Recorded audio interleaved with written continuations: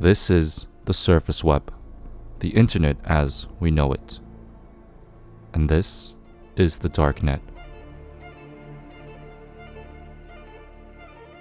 The surface web is comprised of recognizable internet conglomerates like Google, YouTube, Amazon, Facebook, Instagram, and the list goes on.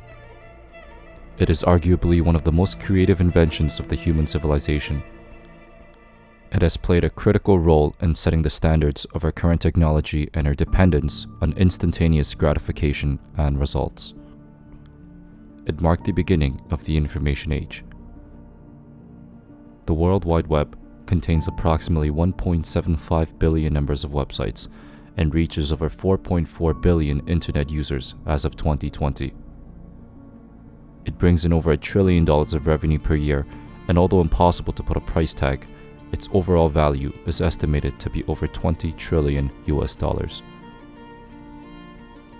An average internet user in the 21st century spends about 144 minutes a day just on a social media platform.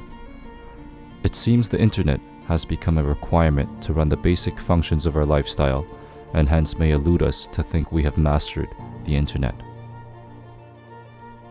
There is no denying that the internet was a tremendous achievement. However, the internet wasn't designed with something like anonymity and privacy as a priority. And in order to achieve anonymity, we had to create a separate part of the internet that prioritized anonymity. And with the mask of anonymity, you're freed from all consequences of your action. Primal human desires of greed and power can easily outweigh morality. This realization of anonymity can, and in fact did, create a very dark place underneath the wonderlands of the surface web called the dark net.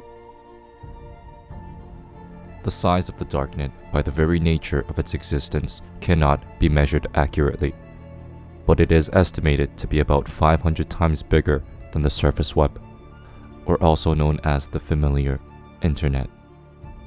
The dark net has an ironic birth. During the 1990s, the United States federal government was concerned about the privacy of their information and was interested in creating a technology over the internet where the source and destination cannot be determined, meaning the US federal government needed a private, anonymous network. But there was a major price for having such an undetectable network.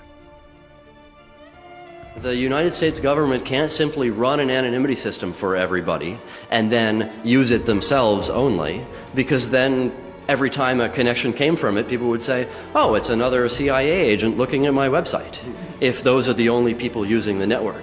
So you need to have other people using the network.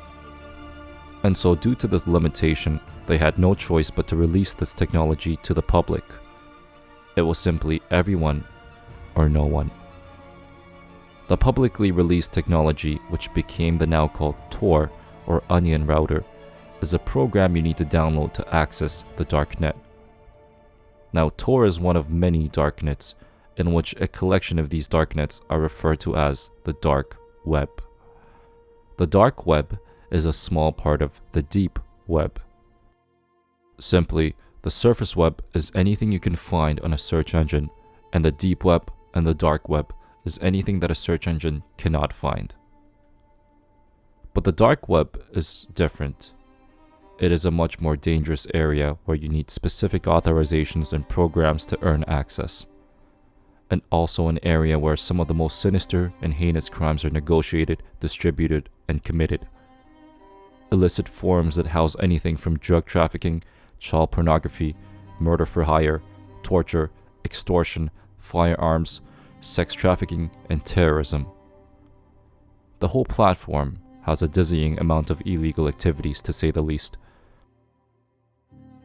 Child pornography is unfortunately one of the leading crimes in the dark net. A website named Welcome to Video is what the Washington federal prosecutors are calling the largest dark web child porn marketplace. According to the 18-page federal criminal indictment, the website contained more than 200,000 unique videos, totaling up to approximately 8 terabytes of data, showing sex acts involving children, infants, and toddlers. The site had a reward system with points that are rewarded for the amount of illegal child pornography material they uploaded. These points would be used to download other child pornography videos. The website offered VIP memberships with a premium fee that allowed unlimited downloads to certain users. Some of the titles of these videos that were uploaded on the website were also stated on the indictment papers. The exact titles of the videos are too gruesome for YouTube's guidelines, so I'll leave the link below of the original federal indictment papers for you to review. The website was run by a 23-year-old South Korean man named Jung-woo Sun, and the site operated from June 2015 until it was seized and shut down by the US authorities in March 2018.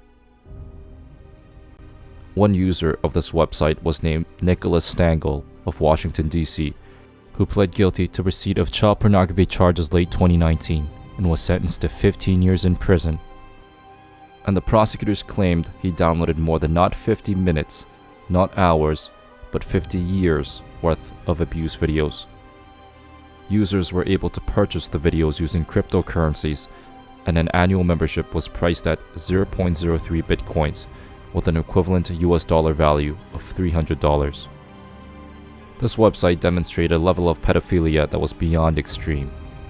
The landing page stated in red bold type, "Do not upload adult porn," that explicitly emphasized to only upload child sexual abuse imagery.